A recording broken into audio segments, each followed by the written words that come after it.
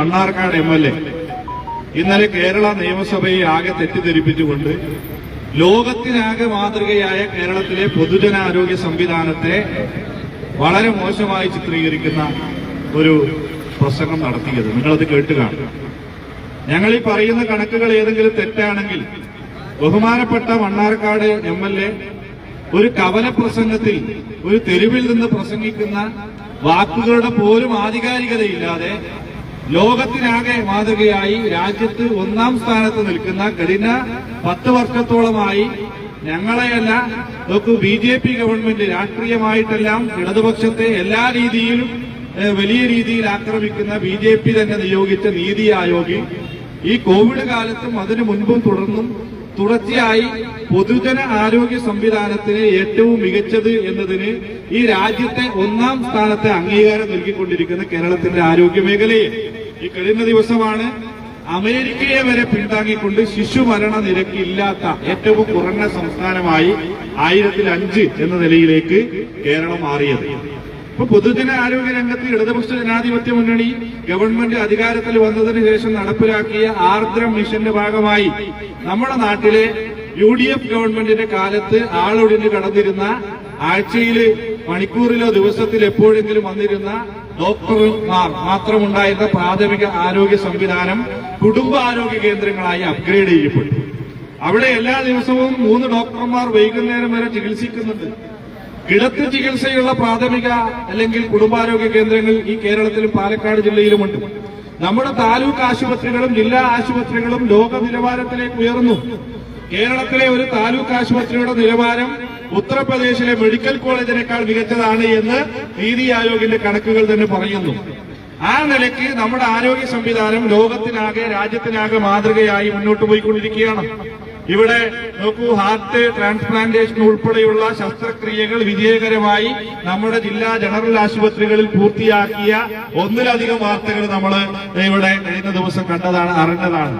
ആവശ്യത്തിന് മരുന്നുകളും ജീവനക്കാരും ഡോക്ടർമാരും സംവിധാനങ്ങളുമുള്ള നോക്കൂ, രാജ്യത്തിന് തന്നെ അത്ഭുതകരമായ ഒരു സംവിധാനമായി കേരളത്തിന്റെ ആരോഗ്യ മേഖലയെ മാറ്റി തീർത്ത ഈ ഇടതുപക്ഷ ജനാധിപത്യ മുന്നണിയുടെ ഗവൺമെന്റിനെ കരിവാരിത്തേക്കാൻ നട്ടാൽ കുരുക്കാത്ത നുണകളുമായി നിയമസഭയിൽ മുസ്ലിം ലീഗിന്റെ പൊതുയോഗത്തിലാണെന്ന് കുഴപ്പമില്ല, അവിടെ ഇപ്പൊ എന്ത് പറഞ്ഞാലും ഇതൊന്നും മനസ്സിലാക്കാൻ ബോധമുള്ള ആരോ പാർട്ടിയിൽ കാര്യമായിട്ടില്ലാത്തതുകൊണ്ട് കുഴപ്പമില്ല.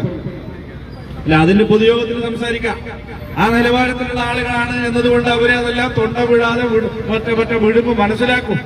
പക്ഷെ കേരളത്തിന്റെ നിയമസഭയിൽ ആധികാരികമായ ഒരു MLA പറയാണ് കേരളത്തിന്റെ ആരോഗ്യ സംവിധാനത്തെ വെല്ലുവിളിക്കുകയാണ്, മികച്ച ഒരു സംവിധാനത്തെ മോശമായി ചിത്രീകരിക്കുകയാണ്. അത് രാഷ്ട്രീയമായ ആരോപണമായിട്ട് ഞങ്ങൾ കാണുന്നു. നിങ്ങളുടെ അറിവില്ലായ്മയ്ക്ക് മുമ്പിൽ ഞങ്ങൾ അതിനെ ക്ഷമിക്കുന്നു. പക്ഷേ കേരളത്തിന്റെ ആരാധ്യയായ നോക്കൂ ആരോഗ്യമന്ത്രി ശ്രീമതി വീണ ജോർജ് ഈ രാജ്യത്തെ ഏറ്റവും മികച്ച ഒരു ആരോഗ്യ സംവിധാനത്തിന് പഴുതടച്ച് നേതൃത്വം കൊടുക്കുന്ന കോവിഡ് കാലത്ത് നോക്കൂ ഈ സംസ്ഥാനമാകെ മുന്നോട്ട് വെച്ച ആ വികസന മാതൃകയെ പിന്തുടർന്ന് മുന്നോട്ട് പോകുന്ന, അതിനുശേഷം ഈ നിപ്പ ഉൾപ്പെടെയുള്ള പ്രതിസന്ധി ഘട്ടങ്ങൾ അതിജീവിച്ച ഇപ്പോഴത്തെ മസ്തിഷ്ക ജ്വരവുമായി ബന്ധപ്പെട്ട് തീവ്രമായ പ്രവർത്തനങ്ങളുമായി മുന്നോട്ട് പോകുന്ന കേരളത്തിന്റെ പ്രിയങ്കരിയായ ആരാധ്യയായ നോക്കൂ നമ്മുടെ വീണ ജോർജിനെ കുറിച്ച് ഒരു സഭയിൽ ഒരംഗവും ഒരു കാലത്തും ഒരു ഘട്ടത്തിലും പറയാത്ത രീതിയിലുള്ള ചില വാക്കുകൾ ഉപയോഗിച്ച് ഞങ്ങളതിവിടെ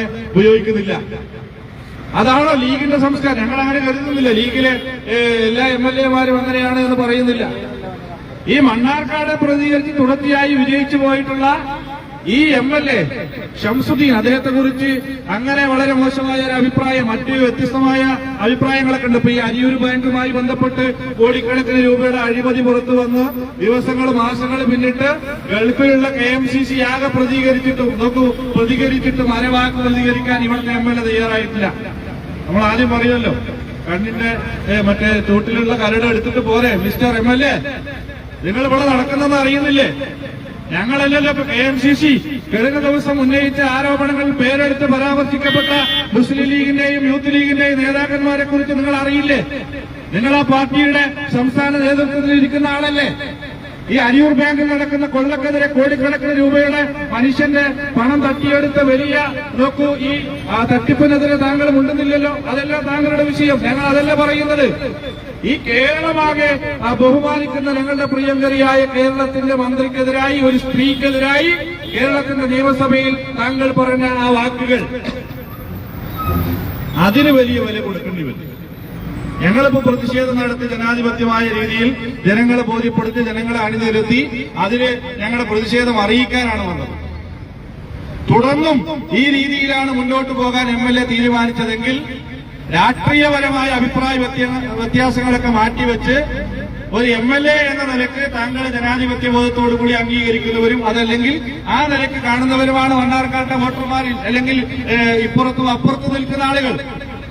ആ ബഹുമാനമൊന്നും എല്ലായ്പ്പോഴും കിട്ടിക്കൊള്ളും എന്ന് MLA കരുതേണ്ട, അത്ര മാത്രമേ പറയുള്ളൂ.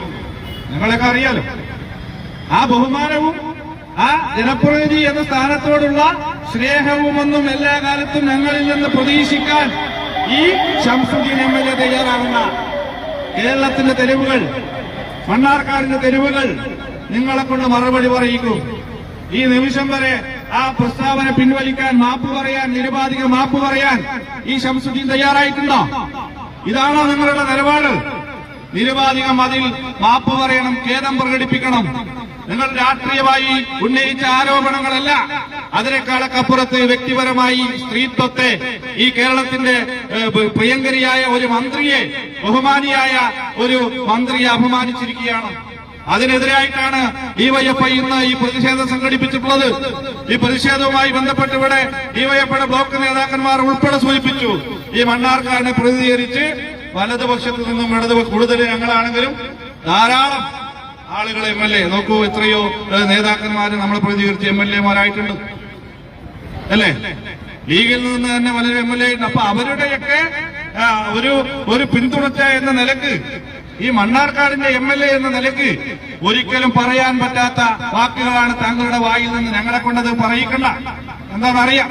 അപ്പൊ ആ രീതിക്ക് വലിയ പ്രതിഷേധങ്ങൾ ഇനിയും ഉയർന്നു വരുമെന്ന് മാത്രം സൂചിപ്പിച്ചുകൊണ്ടോ ഈ പ്രതിഷേധം ഔപചാരികമായി ഉദ്ഘാടനം ചെയ്തതായി അറിയിച്ചുകൊണ്ട് ഞാൻ അവസാനിപ്പിക്കുന്നു. നന്ദി.